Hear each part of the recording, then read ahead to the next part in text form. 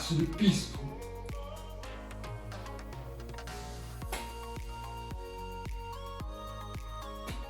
Ça fait du bien, hein? Ah! Qui va là? Qui êtes-vous? Vous êtes qui? Qui vous a invité là? Ici, vous êtes dans mon domaine ici, c'est mon laboratoire. C'est le centre international de la recherche sur les mystères de l'environnement et de la nature. Vous n'avez pas été invité, on vient sur invitation quand même. Ici, c'est pas un moulin, hein? Si, c'est dans un vieux moulin, c'est en Camargue, entre les champs de lavande et l'olivier. C'est tout petit et juste tout seul, mais c'est quand même international. Et un respect de la science à avoir. On rentre pas comme ça sans invitation. Quelle équipe? L'équipe de télévision. Sur le ramadan, les mystères du ramadan, mais bien sûr, mais oui, bienvenue. C'est vrai, je vous avais invité, j'ai perdu la boule parfois. Mais oui, je voulais découvrir avec vous, justement, tous les mystères de ce mois sacré, ce mois mystérieux, ce mois fantastique, chargé de miracles. Voyons voir si avec la science, et si avec votre aide, puisque j'ai appris que chaque musulman est enjoint par Dieu lui-même de rechercher la science. Car semble-t-il, si vous cherchez un chemin vers la science, Dieu vous facilite un chemin vers le paradis. C'est incroyable. Ça aussi, c'est un mystère à découvrir. Mais en attendant, je voudrais vous donner quelques défis. Je vais vous soumettre un défi, on va voir si vous pourrez le relever. J'ai un grand mystère, une grande énigme à découvrir, à solutionner, et j'aurai besoin de votre aide. Est-ce que vous pouvez relever le défi avec moi? Bien, on va commencer. La première des choses, c'est de me présenter. C'est la moindre des choses. Je me présente, je suis le grand génie génialissime, chercheur, inventeur de tous les mystères de la science et de la nature. On m'appelle le père Firas. Oui, je suis le cousin du père Fouras. J'ai aussi bien réussi que lui, hein. J'ai pas fait de télévision, mais j'ai une renommée entre la Camargue et Saint-Marcel de Bendeliou. Bien, commençons. Et que je vais vous proposer une énigme. Je vais vous donner régulièrement des indices pour la découvrir tout doucement ensemble. Mais pour le moment, je vais vous présenter la première partie. La première partie, soyez bien attentifs, écoutez bien. C'est parfois une fleur. C'est parfois une fleur. Ah, c'est difficile, hein. Mais rassurez-vous, je vais vous donner un indice sous forme d'une histoire. Voilà, écoutez bien, soyez bien attentifs, parce que dans l'histoire, il y a l'indice à découvrir pour trouver l'énigme. Je vais commencer avec cette histoire, une histoire de trois frères. Trois frères, somme toute de gentils frères, des adultes, de taille normale. Il y avait le frère Marius, et il y avait le frère Marius, il y avait Hugolin, Marius Hugolin, et le troisième s'appelait Pierrot. Pierrot, voilà, avait la même taille, tous les frères avaient la même taille, c'était de solides gaillards, des adultes, bien portants, solides et très attentionnés envers leur père. Un vieil homme, fatigué le pauvre, qui était mourant, et qui leur enjoignait comme vous, justement, voilà tout le mystère de jeûner le mois de Ramadan. Et le mystère commence là. Parce que chaque frère a effectivement jeûné comme le père l'avait demandé. Donc Marius jeûnait parce qu'il aimait son père. Voilà, c'est un pauvre père, un gentil père qui a toujours été gentil avec eux. Marius jeûnait, Hugolin jeûnait également, mais Hugolin jeûnait pour ne pas être déshérité. Parce qu'il espérait avoir les richesses de son père et voulait rester dans son testament. Et enfin, Pierrot lui jeûnait tout simplement parce que lui aimait Dieu. Et ces trois frères ont grandi en jeûnant régulièrement chaque mois de Ramadan. Et comme toute histoire a une fin, toute vie a une fin, les frères un jour seront retournés à Dieu. Le premier frère, Marius, remonte à Dieu avec toutes ses œuvres qui vont être présentées à Dieu. Le deuxième frère, Hugolin est remonté à Dieu également, avec toutes ses œuvres qui seront présentées à Dieu. Et enfin, le troisième frère, Pierrot, est remonté à Dieu avec toutes ses œuvres qui seront également présentées à Dieu. Et comme vous le savez, les choses se font par leur intention. Et si votre intention n'est pas la bonne, alors qu'ils avaient jeûné tous les trois le même ramadan, le même nombre de ramadans et la même période de ramadan, ils se sont retrouvés malgré tout avec trois récompenses différentes. Marius, qui avait jeûné parce qu'il aimait son père, a eu sa récompense. Hugolin, qui avait jeûné parce qu'il voulait juste l'héritage de son père, a eu sa récompense. Et Pierrot, qui a jeûné parce qu'il aimait Dieu, a eu une récompense complète. On va le mettre dans l'ordre comme ceci. Voilà l'histoire des trois frères qui avaient jeûné le même ramadan, mais avec des intentions différentes. Voilà l'histoire. Maintenant l'indice.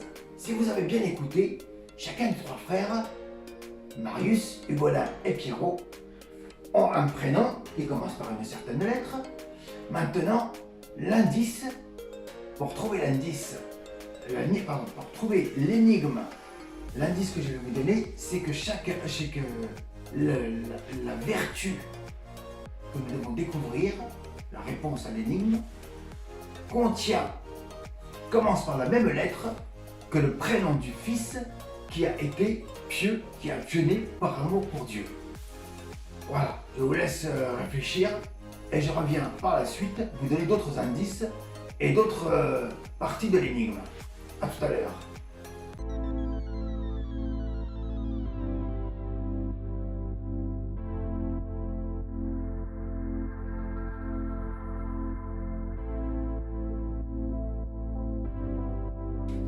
Vous revoilà! Mais c'est bien! Bravo, vous êtes persévérant. C'est très bien. Alors, ça cogite? On n'a pas trouvé encore. Ou alors vous avez trouvé peut-être. En tout cas, vous avez quand même mérité une deuxième partie de l'énigme que je vais vous donner tout de suite. Et ensuite, je vais vous donner encore un autre indice. Écoutez bien. On l'avait dit tout à l'heure, c'est parfois une fleur. La deuxième partie de l'énigme, on trouve Dieu avec certains de ses adeptes. On trouve Dieu avec certains de ses adeptes. Ah, ça veut dire quoi? Je vais vous donner un indice. J'ai trois cartes géantes. Vous connaissez le bonto, les petites cartes là, qu'on mélange devant vous, il faut trouver la dame de cœur et il ne faut pas trouver la roi de pique. Eh bien là, c'est la même chose, mais je l'ai fait en plus grand pour que vous puissiez comprendre et pour qu'on aille moins vite.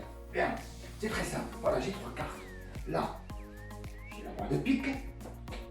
Là, j'ai la dame de cœur. Et là, j'ai le roi de pique. Voilà, je vais vous demander d'être très attentif, de bien suivre ce que j'ai fait. Attention, parce que ça va très vite, attention. Hein. Je retourne les cartes, une par une. Retourne. Et je retourne. C'est magique. Voilà, attention, je vais mélanger. 1, 2, 3. Hop. Voyons voir si vous saurez retrouver où est la dame de cœur. Est-ce que parmi vous, certains pensent que c'est ici? Ou est-ce que d'autres pensent que c'est là? En tout cas, ceux qui ont pensé ça, se sont perdu. C'est très simple, hein, c'est pas compliqué. La dame de cœur, elle n'a pas changé, elle était ici. Voilà. On va retenter. Pour ceux qui ont du mal, je vais remélanger. Attention. Hop. Hop. Ici. Hop. Hop.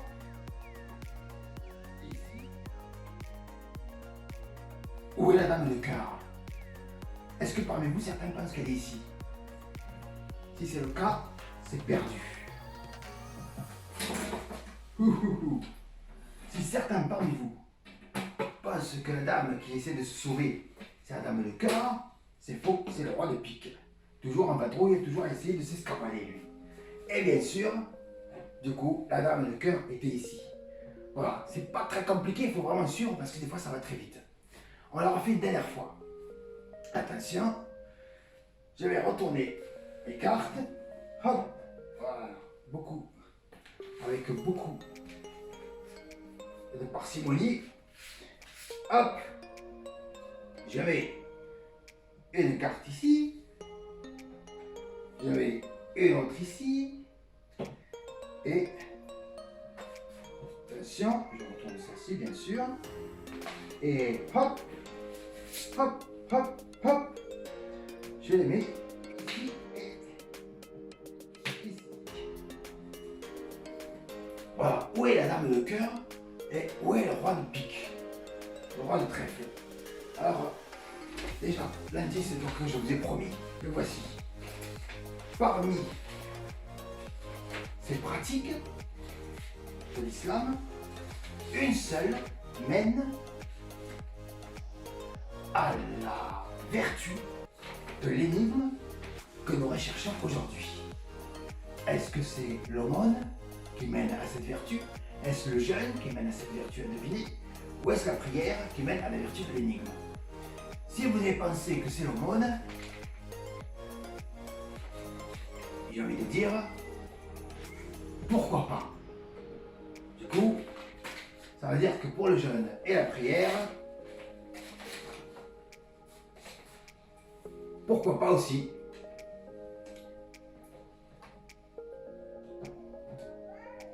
Mais je vais quand même vous donner celle qui est privilégiée, c'est bien sûr le jeûne. C'est le jeûne qui mène à la vertu que nous recherchons. Voilà, je vous laisse un gamberger. À tout à l'heure.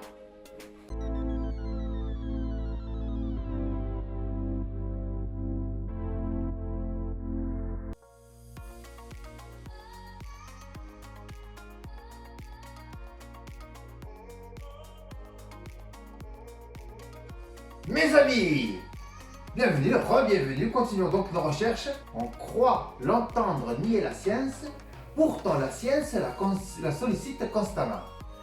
Ah, elle est salée, celle un peu chère. Voilà, nous avons ce qu'on appelle communément un pigeon voyageur. Le pigeon voyage, et c'est très simple, j'ai une boîte à voyager. Une boîte faite de petits trous, les trous de partout. Bien, vous prenez le pigeon voyageur. Vous le mettez à l'intérieur de la boîte à voyager. Voilà. Est-ce qu'on voit toujours le pigeon voyageur? Où il est tombé, le pauvre? Est-ce que vous le voyez toujours? Voilà. Donc comme je vous l'ai dit, un pigeon voyageur, le propre du pigeon voyageur, c'est de voyager. Donc celui-ci, on va le faire voyager. C'est très simple. Je vous l'envoie. 1, 2, 3, hop là. Normalement, elle a voyagé. Voilà, elle est partie. Il n'y a plus de pigeon voyageur. Lorsqu'il arrive chez vous, de l'autre côté, je vais vous demander de le récupérer et de me le renvoyer. L'attraper comme ceci, de manière virtuelle, et vous me le renvoyez. Attends, je vais essayer de l'attraper avec ça, avec cette boîte. Attention, à 3, je vous dis 3, vous me l'envoyez. 1, 2, 3. Est-ce qu'il y en a qui ne l'ont pas envoyé là? Tout le monde doit l'envoyer. Attention, 1, 2, 3. Normalement, le voilà, il a voyagé, c'est simple. Il voyage d'une boîte à l'autre. C'est le principe du voyage du pigeon voyageur. Et donc du coup, on peut parfois le récupérer dans des boîtes de voyage, comme ceci s'appelle. Les boîtes de voyage sont des boîtes sans fond. Sans fond, c'est vous regardez bien. Vous pouvez en sortir plein de choses. Parce que c'est vachement pratique. On peut y cacher beaucoup de choses dans ces boîtes sans fond. Alors, pareil, vous voyez, la boîte est toujours vide, le sachet est toujours vide. Et on peut y trouver beaucoup de trésors. Voilà. Et pourtant, il est vide. Je ne sais pas si vous le voyez bien, et on le voit bien vide. Pourtant, si on regarde bien au fond encore,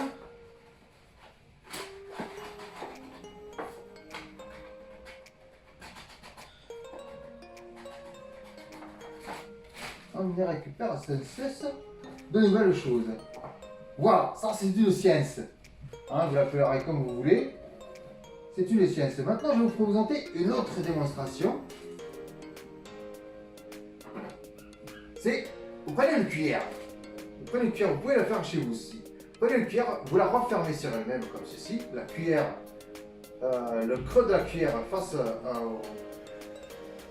aux manches. Et voilà, vous la refermez. Alors vous utilisez des outils, vous le faites à la main. Celle-ci est un peu difficile. Et vous la faites cambrer aussi un petit peu ici. Le manche doit tourner un petit peu. Donc la cuillère fermée jusqu'à presque 180 degrés, si c'est possible. Et vous la tordez un petit peu, qu'elle soit un petit peu cambrée. Voilà. Et on va essayer de faire un tour de magie avec ça. Voilà, donc vous prenez cette cuillère et on va essayer de faire tenir la cuillère en équilibre sur le pouce. Alors, je ne sais pas si vous pouvez le faire. Normalement, si je lâche la main là, normalement la cuillère tombe. Alors ça c'est un tour de magie quasiment impossible à faire. Hein, c'est très difficile, c'est pas logique. Et on va même essayer de compliquer les choses. Alors le petit chat a fait tomber l'accessoire. On va essayer de compliquer les choses en mettant, par exemple, une ceinture. Voilà. Là normalement on est d'accord. C'est encore plus impossible de la faire tenir sur le pouce. Pourtant, si je lâche, je la tiens en équilibre. Je vais même pousser au fond. Voilà, puis ça tire pas au fond. Et je la cambre plus. Une fois, c'est quelque chose que vous pouvez faire chez vous. Voilà. Et là, ça tient. Alors que sans ceinture, c'était quasiment impossible de le faire. Avec une ceinture, ça tient. Je ne sais pas si vous le voyez. Oups. Si vous le voyez, je vais le faire de profil.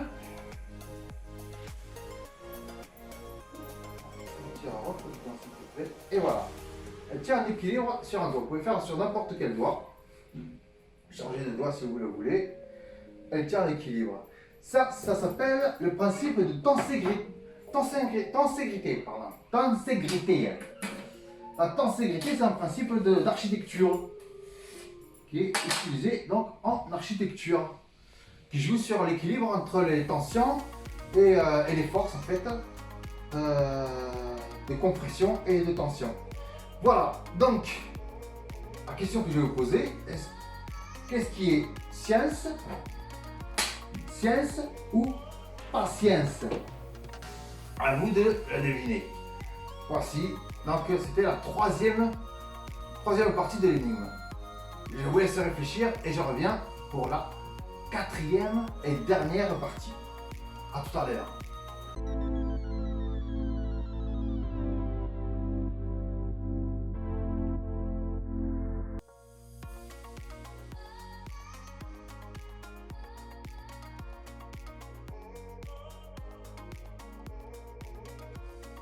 Mes amis, nous voilà rendus à la quatrième et dernière partie de notre énigme.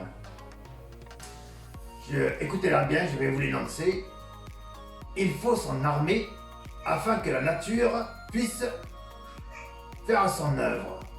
Il faut s'en armer afin que la nature puisse faire son œuvre.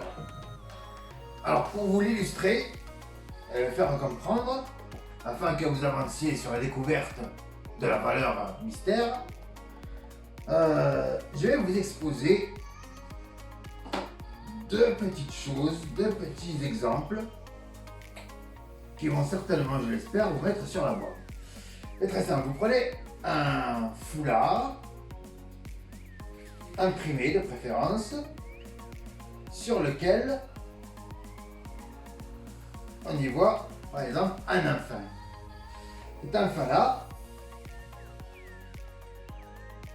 c'est comme tout enfant, il est là, il est présent et il va s'opérer de manière naturelle certaines choses. Et ceci, il faut beaucoup de notre énigme et notre valeur afin d'arriver à ce résultat.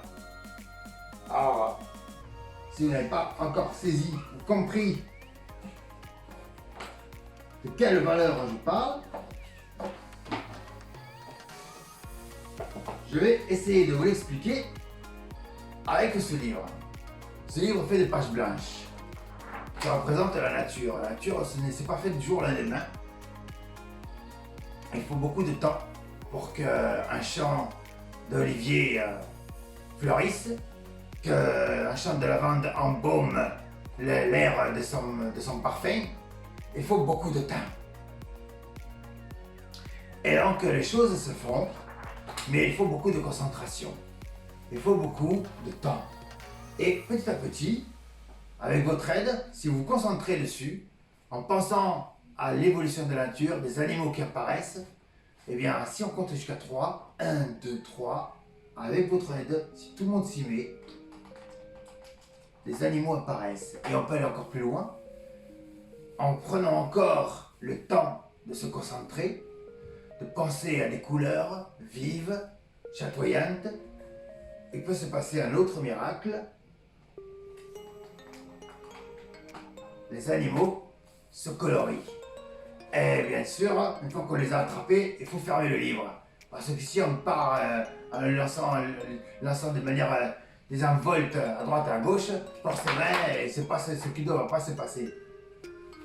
Oh mon Dieu, on les a perdus.